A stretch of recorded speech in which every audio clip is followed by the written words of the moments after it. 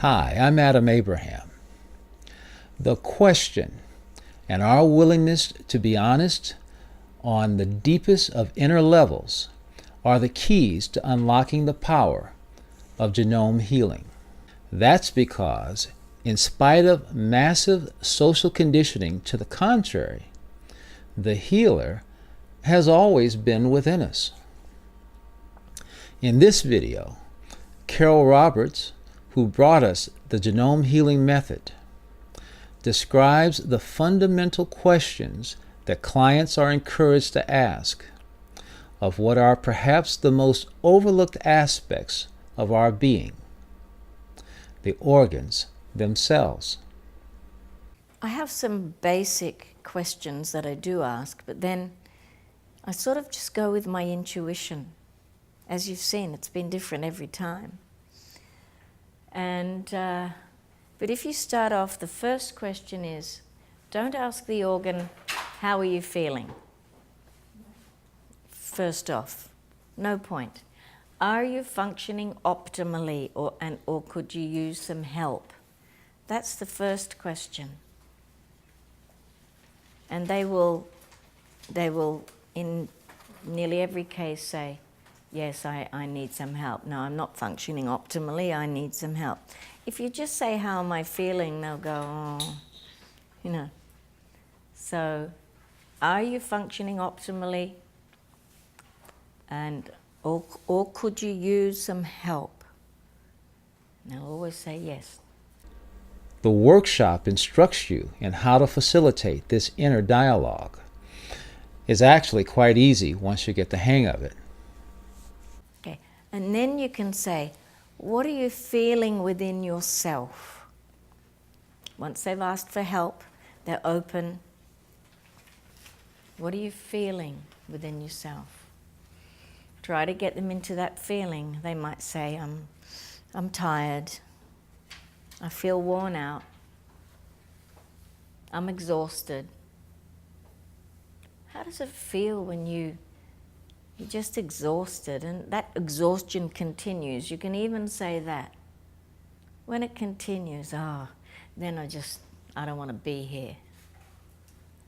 See, if you do say, how do you feel when that particular condition continues, you might get them down to, well, it's just too much.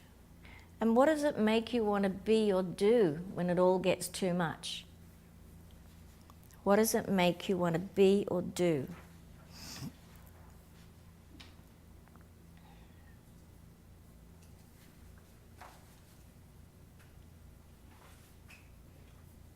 Can everyone see how valuable that question is?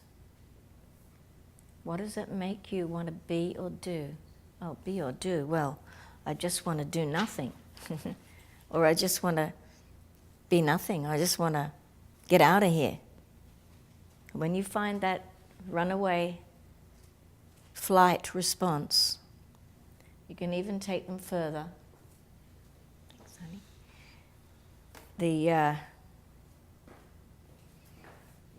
Getting out of here means just vacating.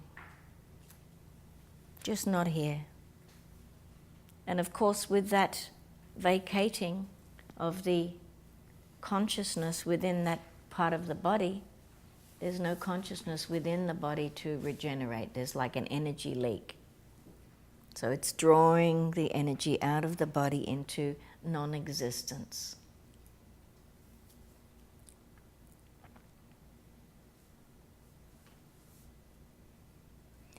Help people to get into this place of hiding, or the nothingness, if you can, empty space. But see how Pam recognized, well, yeah, it's keeping me safe to hide. Then I don't have to. That's the other question, turn it around. What don't you have to be or do when you're nothing? What don't you have to be or do when you hide, when you exit, or when you're powerless? Well, I don't have to be powerful. Because if you were powerful, what would happen? You know, you can ask that.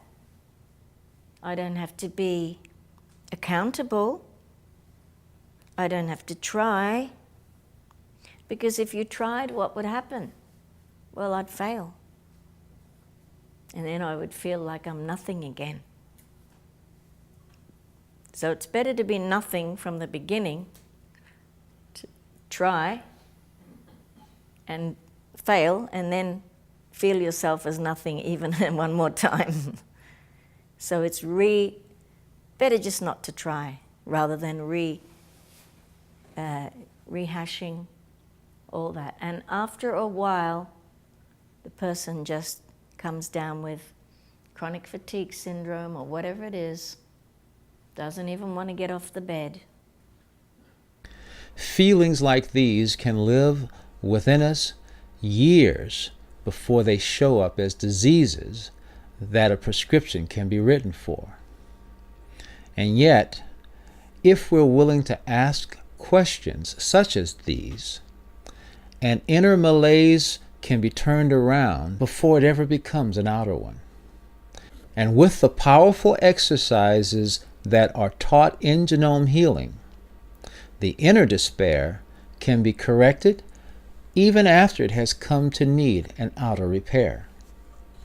Given our social conditioning, skepticism is understandable. We are encouraged to believe in any and everyone but ourselves. We believe our answers are anywhere and everywhere but inside us. My question to anyone who might take a dubious view toward genome healing and other consciousness-based practices is, if we believe that an invisible God will respond to our prayers, how can we believe, or should I say, how can we be so certain that our organs cannot or will not do likewise if we have never sincerely asked them? You gotta wonder.